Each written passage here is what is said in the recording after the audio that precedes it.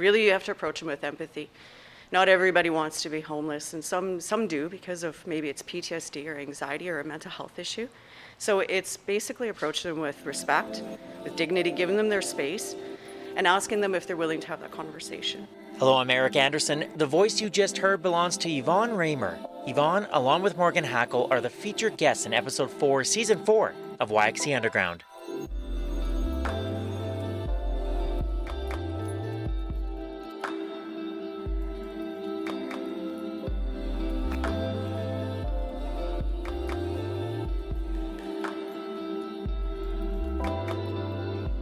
When we think of the Saskatoon Fire Department, our minds immediately go to firefighters responding to a fire or perhaps an accident in the community.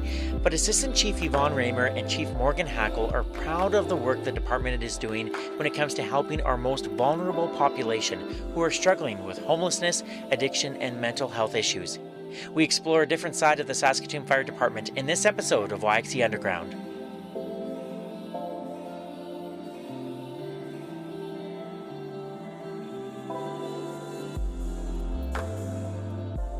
Station number 1 on Ottawa South is the headquarters for the Saskatoon Fire Department. It houses 20 firefighters and fire paramedics, 3 fire engines, and it's where I was able to speak with Assistant Chief Yvonne Raymer and Chief Morgan Hackl. Yvonne and Morgan have worked with the department for many years. Yvonne worked as a dispatcher and a fire inspector before becoming the first female in the history of the Saskatoon Fire Department to receive the appointment of a chief officer rank in March of 2020. Morgan was a firefighter for 26 years before becoming fire chief in 2015. Both understand the challenges our community is currently facing when it comes to issues like homelessness and addiction, and they are working directly with our vulnerable population to make a difference. Yvonne is leading a unique team within the fire department called the Community Risk Reduction Team. Now, this team works closely with other community organizations to make sure people who need help finding safe housing or mental health support do not fall through the cracks. You will hear Yvonne talk more about the work that her team is doing in the community and why it's so important in this episode, and you'll hear Morgan explain why Saskatoon needed a new approach to combat homelessness. One quick note before we begin. About 5 minutes into our conversation, station number 1 received an emergency call of a motor vehicle accident and snapped into action. You will hear alarms and sirens and one slightly nervous podcast host as we were out in the action, but I kept it in this episode as I hope it really takes you inside the fire station while you're listening. Okay, on to the conversation. I started by asking Yvonne how the fire department is tackling the issue of homelessness in Saskatoon. So I guess we could go back in history to City Centre when we had to close that and the impact to over 150 people. And then we can move forward to Prairie Heights. So the one thing as a fire service, we've always had closures. We've always interacted with people who had inadequate and unsafe housing and who maybe were housing outside inappropriately with unsafe heating sources. So we started to ask ourselves, what can we do? We interact with these people daily, and what can we do better? So one of the things we decided to do was, especially during this year when homelessness has become such an issue, that we can offer support, build trust and relationships. We already have our connections and relationships to other agencies, but we can do better. We can engage them more. So what we're doing now is anytime we get a report of an encampment, so in the last 3 weeks, we've actually had 75 interactions with homeless people. And it's starting to build that conversation about why are you homeless, what are your circumstances, and how can we support? So we've got outreach with Sawayatoton, Comfy. We connect them to Ministry of Social Services, with SHA, whether it's a public health inspector, a nurse, mental health and addictions, and then we offer that support. What we don't want to do is take away their dignity and their respect, so we don't want to just rip out their inappropriate housing. We actually want to work with them about where can we go, what are the next steps. So as an example, we're at Lighthouse right now. There's 2 individuals that we're dealing with, and we're looking to see how can we support, how can we move you to a different location, somewhere that's safer, and what kind of supports do you need? Do you need meal, do you need clothing, housing, and then make those connections. So maybe like you said, it's happening right now at the Lighthouse. What are those conversations like, Yvonne, in terms of not only discussing the sort of the topics, but just like the tone of the conversations? What are they like? Really, you have to approach them with empathy. Not everybody wants to be homeless, and some do because of maybe it's PTSD or anxiety or a mental health issue. So it's basically approaching them with respect, with dignity, giving them their space, and asking them if they're willing to have that conversation. And then start asking about their needs, not telling them what they need, but asking what their needs are, and then offering those supports. You mentioned that you have, so many relationships already established with people in our community who are dealing with homeless challenges. But I know for myself, when I think of homelessness in the city, my mind doesn't immediately go to the fire department. But how do you normally interact, and I guess how do those relationships start in the first place? So our connection to housing is through our property maintenance bylaw. So it basically has a minimum standard of what housing should look like. And so when somebody's in inadequate housing, I'll give you an example of these encampments. We've had 6 fires because of inappropriate heat sources. And when the weather turns cold, they'll turn to vacant buildings, whether it's accessory buildings or houses or apartment buildings, to be in the common area. Again, that's not the comforts that you and I deserve. That's the comforts that aren't being provided to them, or they feel that is not available to them. So that connection to the property maintenance bylaw, instead of us displacing them and basically relocating them back into homelessness, that's where we can make those connections with other agencies to actually try to work towards getting them rehoused. That answer makes so much sense. As soon as you said that, I was like, that makes a lot of sense. Yeah. So when you're having those conversations, then does it depend on the person, or is in general, is there an openness to working with you? So this is the surprising piece, is everybody has been very respectful, very receptive. However, we are going just as fire personnel first, so that we can be the first establishment of trust and build that relationship before we bring other agencies in, so that they have dignity, it's maybe done discreetly, and that they can trust and have that relationship openly about what the circumstances are, and if they're open to it. And we don't always hit it out of the park the first time. Sometimes it takes a second or third visit before they'll really start to establish trust and really open up and really be open to the supports that we'll provide. Dignity. That's such that's so important, isn't it? You and I, we like to be respected. We like to be treated with dignity. Everybody does, and everybody deserves that. Yeah. You mentioned some of the community partners. How do you begin to establish those relationships, and then how do they go forward when you have, like, say for example with some of the housing encampments that are happening? How do those relationships work, Yvonne? So we have an amazing emergency management team and framework. So what we did was we call it EOC. So it's basically a planning section chief, which is our director of emergency management.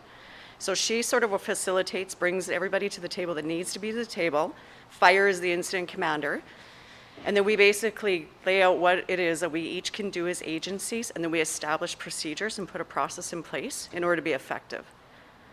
And then it's just that communication is huge between agencies. Yeah, and that's something, earlier in the season, we were looking at safe and affordable housing, and communication between organizations often came up when I was speaking with those guests. And I think that's something that myself, I would just sort of take for granted. Like, of course you'll have those open lines of communication, but how important is that, Yvonne, to ensure that you're all going on the same path, or going in the right direction? It's vital, because if they fall out of that process, we created a gap. We created a barrier to having them be successfully rehoused. So it's key that we keep that line of communication open. So what we've started to do that's a little bit different is actually the firefighters, as well as our team here with fire prevention, has actually started capturing a benchmark of every interaction that we've had. We've actually tracked who they were referred to, and not that we get every detail of follow-up, but that we actually know that they didn't fall through the gap.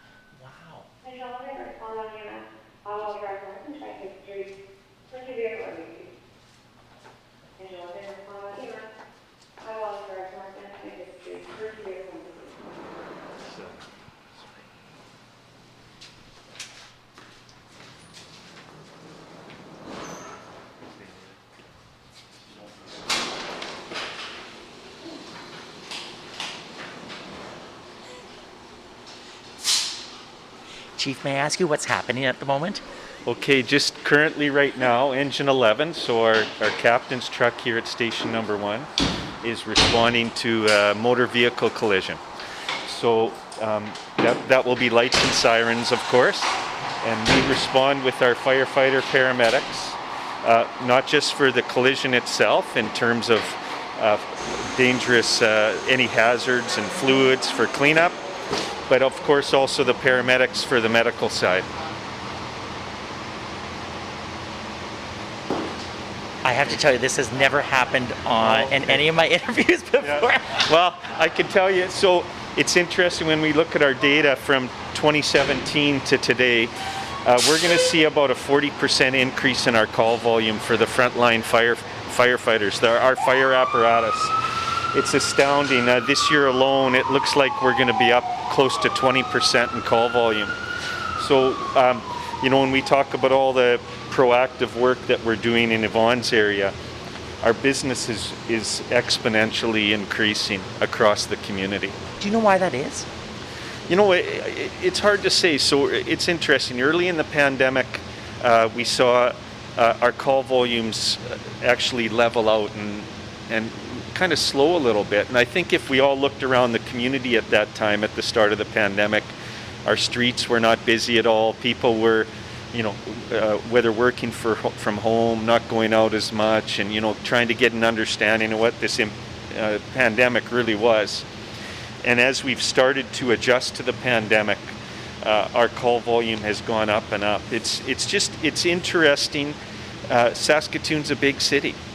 And so we have, for emergency services, we have a big city, is it a concern?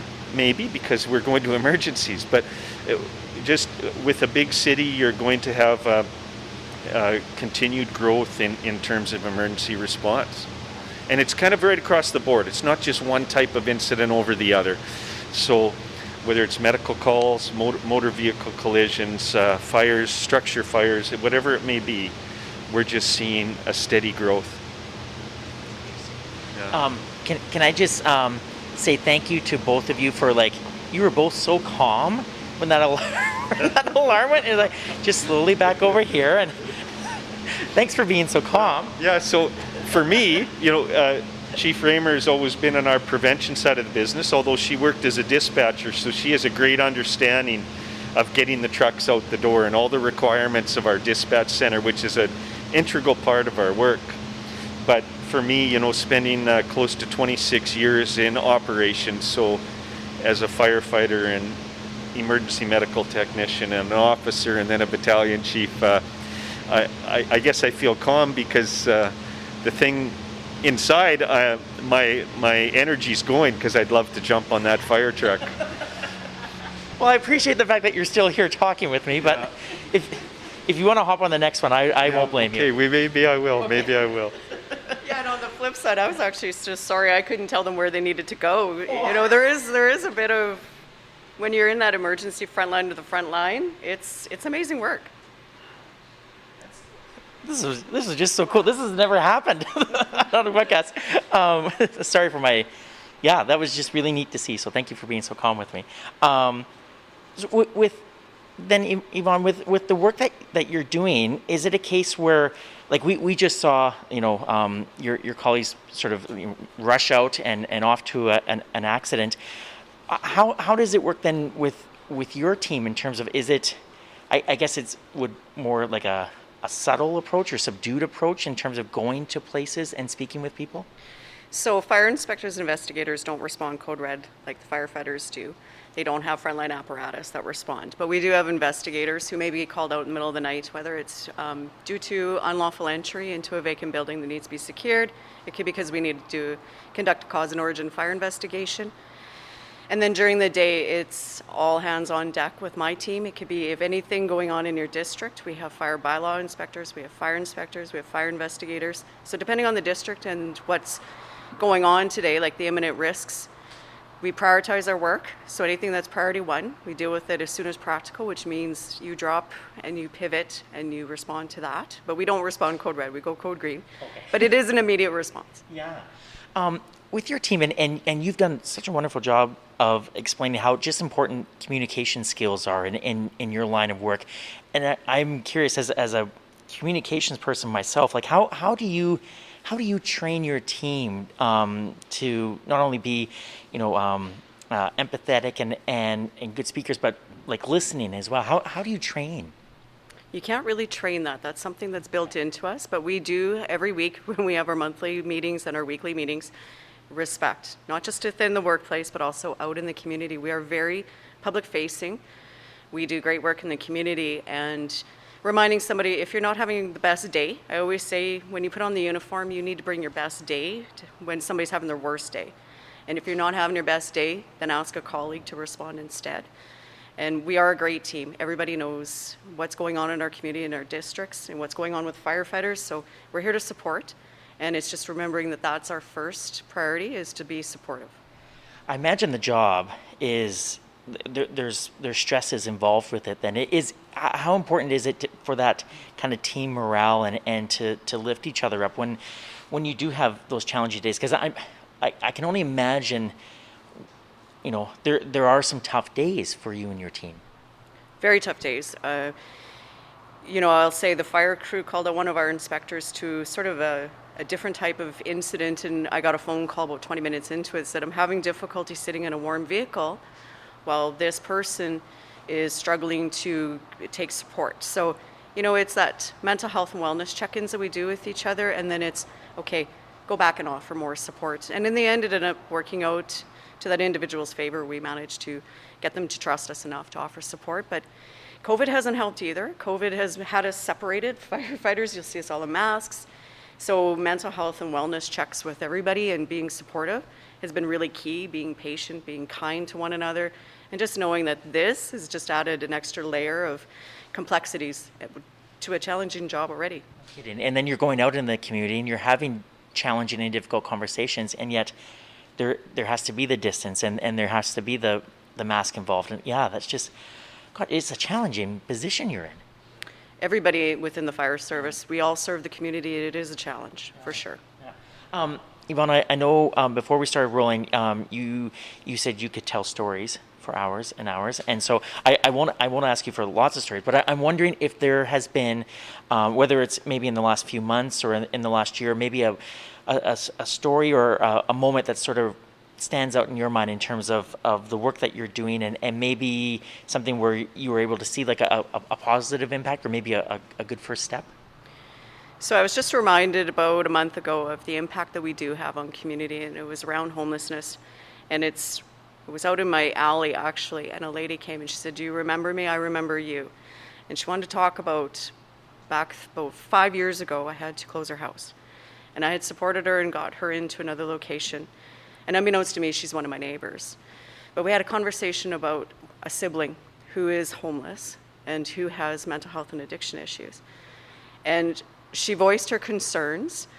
And I won't give the details of what she shared, but for me, it was impactful to realize the impact that we have and that it can come full circle, and that they do remember if you were kind and passionate, or if you were showing them the empathy, and if they still have that trust in you, that they'll still approach you and share their story with you to ask for support and help. So it just reminded me that every day we need to be aware of where we are and the impact we have. How did that make you feel when she was... You just took a big breath. Yeah. It was devastating to hear her story, but at the end, after she had shared everything, could I solve her issue in that moment? No, but I just appreciated that she trusted me to go back to my team to offer supports, and that we made that connection, and that there is that trust in that relationship. That's amazing, and that must be so inspiring, not only for yourself, but then your colleagues as well, to know that the work that you're doing years later, you see the impact of it. I am pretty sure there isn't one SFD personnel who couldn't tell you those same similar stories. It's every day. We're in the community, and we deal with people who are doing great and who are in great places in their lives, and we deal with people who aren't and that need more support. Then they're the most vulnerable. So.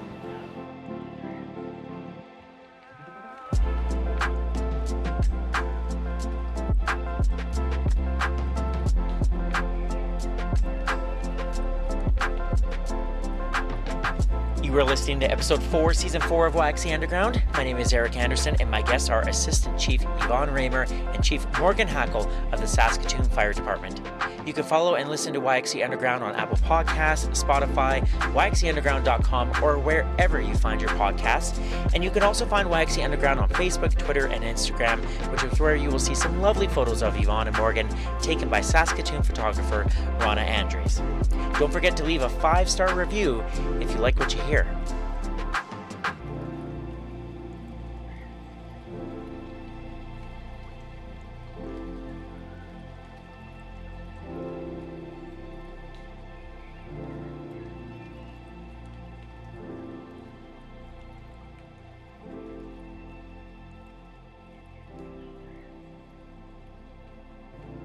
I had the pleasure of speaking with Chief Morgan Hackl several times during my days with CBC Radio. He is a kind and genuine man who really cares for his community. It was great reconnecting with him on the podcast and learning about the role he is playing with business leaders, city councillors, and members of the provincial government to help with the homelessness crisis in Saskatoon. Just 2 days ago, the City of Saskatoon's Planning, Development and Community Services Committee approved a request from the Saskatoon Tribal Council to lease a city-owned space for a temporary homeless shelter in downtown Saskatoon. Morgan and the Saskatoon Fire Department played an important role in making this happen.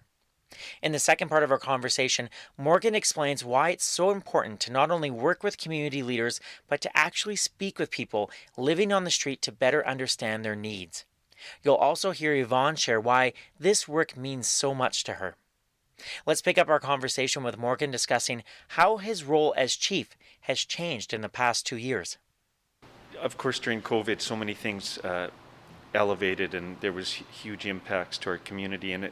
And when there's different events or incidents or something like a pandemic, the impact on the vulnerable sector is even greater. The largest impacts of these kinds of things are always end up being for those on those that have the most challenges in life. And so, pre-summer, through some discussions with leadership at City Hall and with the mayor, and it was determined that that I could start to play a little different role with my job in terms of looking to get a better understanding of what's really going on in our community. And so what I started to do was reach out to, and it was really around safety and wellness in the downtown. That's where it started. And so I quickly learned, though, it was much beyond the downtown. And in talking with the business community, with provincial ministries, with civic leaders, with the different community-based organizations, I was learning so much that everyone's trying to do the right thing. But as I listened to everyone, and I just thought we could maybe do something a little differently. And so what that led me to do was to start spending regular time talking to the people that are impacted. And so those that are homeless, those that have inadequate housing, those that have addictions and mental health concerns. And that was so valuable for me to better understand. And Chief Raymer talks about trust and relationships, and that allowed me to gain a lot of people's trust and have a relationship with them in the community. And they were very open with me, the vulnerable sector, about the challenges that they're facing. So what we've been doing is we've been working with all these different organizations and the provincial ministries, as I said, and we've really been trying to have a more coordinated approach. And I think we've had huge success. Your time talking to Yvonne today, her describing the work we've been doing, there have been a lot of positive outcomes. And it has been because of our coordinated, collaborative approach. And really, she talked about this framework of emergency management and an incident command. It's what the fire service follows and emergency services. But that framework works in every aspect of life. And so in terms of what we've done now is, it wasn't, it is an emergency. We have a crisis in our community and a crisis across Canada. But it's a long-term impact and event that we're able to coordinate now, and we're seeing positive outcomes. So many people were trying to do the right thing before, but I think we're a little more coordinated now. And so with that, I look back to a few years ago here at SFD. There's a National Fire Protection Association is a guiding body that has all kinds of standards for the fire service. And there was a new one that's been evolving and being created the last number of years called Community Risk Reduction. And a few years ago, I said to the team, well, we just need to change our name from fire prevention to community risk reduction. And it was the right thing to do, but there's a lot of work behind that, of course. So we changed our name. But if you think about it, like fire prevention, our inspectors, our investigators, that's a piece of our work. But as Yvonne's told you today, that group does so much more. And it is all about community risk reduction. What are the risks in your community? How do we identify those? What are our outcomes that we want to see? And then around that, we plan, whether it's training, budgetary, support in terms of staffing, whatever it may be to guide us through this process. So we might have done things a little bit backwards. We changed our name and said, this is where we're going. But maybe that was okay, because right now we're seeing real positive outcomes. And so with that, I think there's some positive news on the horizon. In terms of how we're, first off, helping to get more people into housing. But I know that the tribal chief and others, which I'm involved in, is working on a shelter model, and just because there's people that need those extra supports in our community right now. I really love how both of you, I think a running theme is just the power of actually having a conversation with someone who's in a vulnerable position, and just learning where they are at that moment, and maybe how they got there and what they would like to see. There's such power in a conversation. Yeah, you can't assume. You can't judge a book by its cover. You don't know, once you start that conversation, what traumas and hurts you might hear. There's a lot of people that used to be professionals and went through PTSD. And then they got overwhelmed, and then circumstances started happening. Maybe they weren't able to manage their finances, and then they find themselves homeless. There's a lot of different stories, and so the one thing we've learned is you can't paint every individual with the same brush. Not at all. We are very different. We have a very diverse community, and we need to be supportive, and we need to listen before we tell them. Power of a conversation, hey? Yeah, it's incredible. I think about some of the conversations I've had. It's been impactful for me. People that worked in the health sector, people that worked in the construction industry, people that had a family and now are living, are by themselves. You have those conversations, and you just learn so much from them. And by having those conversations, I hope it helps that person a little bit too. And the more that we reach out to these people that are the most vulnerable in our community and really do give them a helping hand, we have a much better chance for success. You have both been very generous with your time, so thank you for that. I'd love to end it in terms of, and Chief, you sort of hinted at this a little bit, but how will you both know when you're, and maybe you're already seeing the results, but how will you know when you're starting to see things, I don't know if turnaround's the right term, but that you're starting to see positive results? I don't know, whoever wants to go first. Why don't you start, Yvonne, and Yeah. I'll finish? You asked the most complex question. One thing we started to realize, this isn't short term. So our connection to housing, we have to stay committed. We have to stay in this support mode in order to have that effect.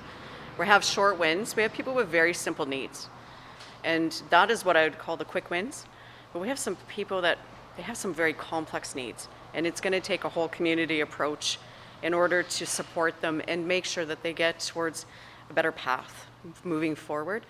And that may take time. And what does that time look like? I think we have to be patient in that and let them move at their speed and just continue to support and do what we can for them and try to make connections. A lot of them have lost connection to their friends, their family. how do you build that connection back? So if they make a connection or a relationship with the fire chief or with myself or my team or with a firefighter, and that's who they trust, that's the first line of relationship. But how do we build on that? How do we get them back connected to friends and support? And some people don't have family and friends. So you've asked a really complex question I really can't answer. Maybe the fire chief can, because maybe he's got an idea, but we are committed to this. It is connected to our work around housing and property maintenance. So we'll continue to have those conversations and continue to offer support and just try to track where we're able to get those quick wins, and then anybody with more complex needs, reaching out to those agencies and just connecting with them to see their feedback as well as the feedback from the individuals that we're trying to support. May I ask you one more complex question? For sure. It's clear that this work means so much to you and you're so passionate about it. Where does that passion come from? That's a great question that I probably could write a book on. I have a pretty complex upbringing myself. I had a very supportive family, but it wasn't always easy. I had a sibling who probably could have ended up homeless herself. She was a single mom with 4 kids. I watched her struggle. I didn't have to struggle like that, but I did watch her struggle and worry. And, now she's doing great, but it took support from her family. Not everybody has that support, and not everybody gets moving forward to where you can be successful. And it's a slippery slope, and you can go either way without support. Thank you. Chief, when will you know that you're starting to see some results, whether it's the quick wins or the kind of the long game? So, yeah, that's a great question, because I think the work that Yvonne's group's been so focused on is seeing those. It's actually beyond quick wins. It's been some real positives. With that, another piece to this is not just it's the relationships of the people that are going to be part of changing this long term. So, for example, some of the groups that Yvonne spoke to, whether it's Soweto Salvation Army, Ministry of Social Services, Health, of ourselves, and police being part of this, we're all part of this approach that is making a difference. But another important piece is that relationship. For example, with the Ministry of Social Services, through a lot of discussions and relationship building, we're learning to understand each other's role better, and we're learning that some of what's in place today that we can maybe adjust to make it actually better for the community. And so we've seen some great conversation there, and we've seen some changes to better support the community. And I think for the longer term, as we continue to build on that and really have that open dialogue, the outcomes are going to become, we'll see much greater success. We'll see a program that's put in place where the stakeholders are all levels of government and within the community, those organizations that support the community, where will we end homelessness? Likely not, but our community will be very supported, and we will have a program that when we do find homelessness, these pockets of tents, encampments, temporary shelters, whatever it may be, that coordinated approach will go in, we will make a difference, and we will help these people. And it's going to happen for sure. We are on that track. It's going to take a bit of time for us to just find our way together and really see long-term solutions. Thank you both so much. I've learned so much, listening to you, and I so admire the work that you and your colleagues are doing in the community, because it's such an important issue, and I think it's one that I didn't fully understand until today in terms of the important role that you and your colleagues play. So thank you so much. Oh, thanks for having us. It was a pleasure. Yeah, thank you so much, Eric. It was great.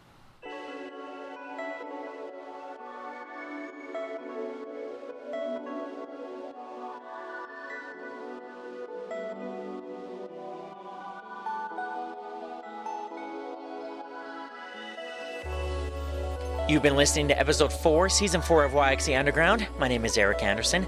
I host, produce, and edit this local independent podcast. Thank you again to Yvonne Raymer and Morgan Hackl for being so generous with their time and appearing on the podcast. You can follow and listen to YXC Underground on Apple Podcasts, Spotify, YXCunderground.com, or wherever you find your podcasts. And you can also follow YXC Underground on Facebook, Instagram, and Twitter, where you will see some wonderful photos of Yvonne and Morgan taken by my friend and Saskatoon photographer, Rana Andres. Don't forget to leave a 5-star review if you like what you hear. I want to thank the team at Danger Dynamite for maintaining the website, and I also want to thank my cousin Andrew Dixon for creating the original theme music for the podcast. And a big thank you to all of you for the support these past few months when it comes to buying YXC Underground swag like sweaters and water bottles. It really does mean a lot to receive this kind of support, and I'm so excited that we were able to raise $700 for Out Saskatoon's Pride Home just on water bottle sales, so thank you very much. Before I go, I would like to acknowledge that this interview was recorded on Treaty 6 territory and the traditional homeland of the Métis. YXC Underground is a production of the Salthammer Production Company. My name is Eric Anderson. Have a wonderful and safe holiday season, and we'll talk to you soon, Saskatoon.